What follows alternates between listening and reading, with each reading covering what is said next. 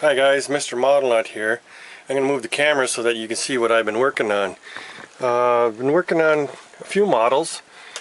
One of the ones that I just recently finished was the 40 Ford sedan with the 39 Ford grill on the front end, because I like the way it looks. It looks like a big huge, I don't know, teeth, whatever, smileys. I lowered it down real low so that the stance is real low. In fact, right now the exhaust ends are just touching the floor. Did it in metallic style red, but then I sprayed flattener on it because I wanted it a flat red. So it's got kind of a neat older look. Inside I used just Ford small block, or 351 actually. Put a blower system on it and everything. Got it all situated in there, lowered it, got it all in there nice and tight so that the hood fits down in. Nothing fancy. Didn't use older style taillights instead of the 40 Ford style taillights. Got it all situated down in there real nice and low. Like the way it looks. Get that out of the way.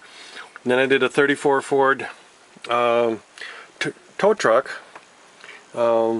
But I never liked to build 100% stock. I lowered it down, lowered the cab down over the chassis, lowered the box down a bit. Of course, lowered the radiator shell, put motorcycle fenders on it, as you can see.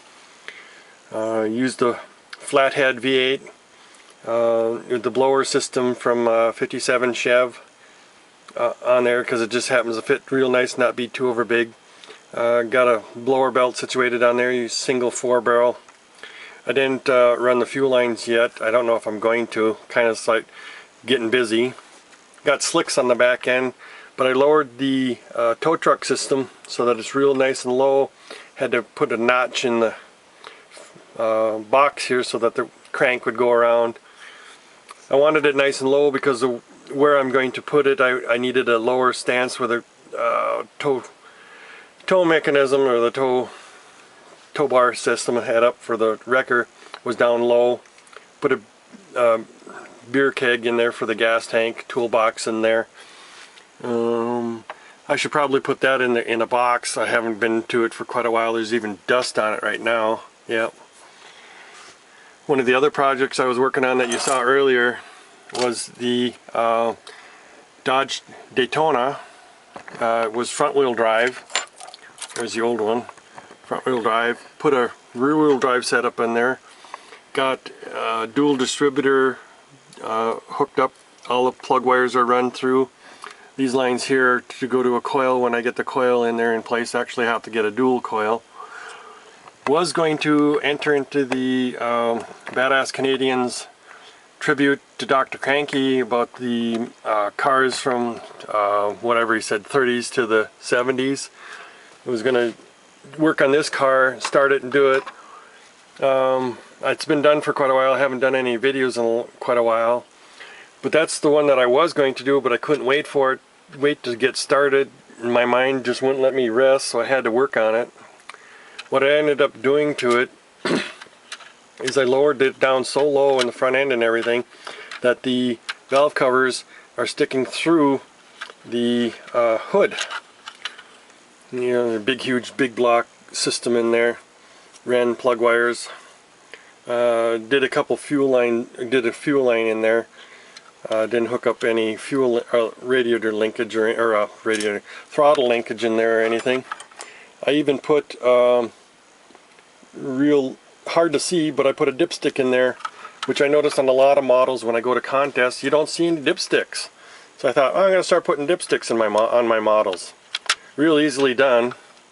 I can explain it later how it's done. Anyways, what I did on this model to lower it is I shaved the bottom of the inside door panels that mounted to the floorboard. Shaved them down a bit so that I could get the front end down nice and low so that the tires are almost hitting the inside of the fender well in there. I wanted it that low. Plus I had got the lowered front suspension in there as low as I can, and I wanted it lower. I used a different chassis from another Mopar so that I could get the tubbed rear end system in there. I don't do super fancy underneath sometimes because it's just for me. I'm not entering at any shows. Just got headers on it, didn't put any dump pipes or any exhaust on there. I'm not sure if I'm going to. Did it in the gold. I like the way the stance is. It's real nice and low. You know, if I put my finger there, you get to see how low it is. Anyways, that was going to be the car that I was going to do, open up and start building, but had to get it done, couldn't wait. The other projects I'm working on is building wood wall for my garage scene out of real wood, balsa wood though on these pieces. This original wall that I was going to use, that I built a long time ago to do it, is done out of a pine wood. Very hard to cut, very hard to build. It did get warped on me. I straightened it out, but I didn't like the way it was doing, and I didn't want to do any more of this pine wood with all this hard wood anymore, so I'm just using the balsa wood. I've got it all marked out where I'm going to run the 2x4s to build the wall exactly like that. And what it's going to go into is an old diorama scene of a garage scene that I have. I ripped all the old stuff off because I had plastic glued on there instead. Ribbed plastic to make it look like a junkyard wall, and I was just going to put some cars out in front, and changed my mind and decided to build a garage scene. There's some of the walls that I got done already. The main door for coming in with the cars out of a balsa wood setup. Real lightweight, easy to work with, easy to break. You have to be careful with it. This wall's already done, but it's not glued in place. It's just like I said, build it out of a 2x4 or the balsa wood to make it look like 2x4s and everything, just like real carpenter wood. Balsa wood on the outside to make it look like plywood, so that when it's in place you don't see this black that I've got stuff all glued on it already all over the place. Through the clear plastic, I've just got the 2x4s or the balsa wood in there like 2x4s, so that you can look through it and see the garage.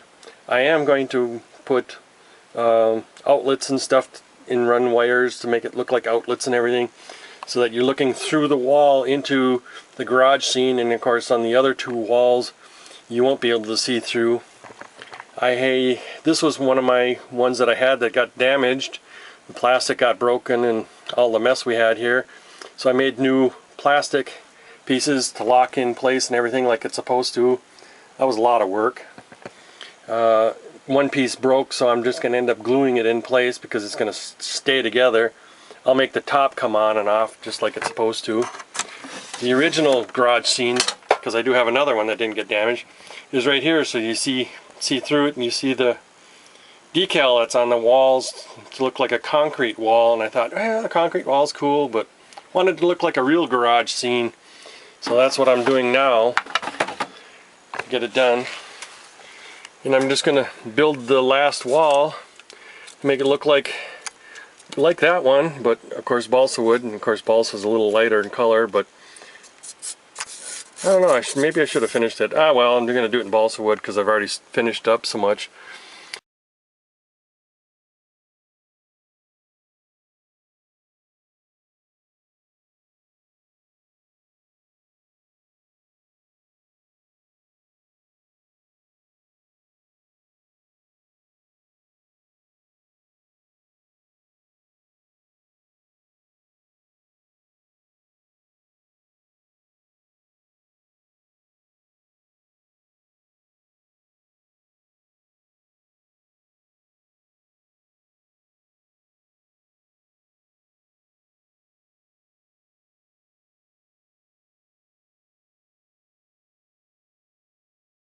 Well, this is the garage scene that I built.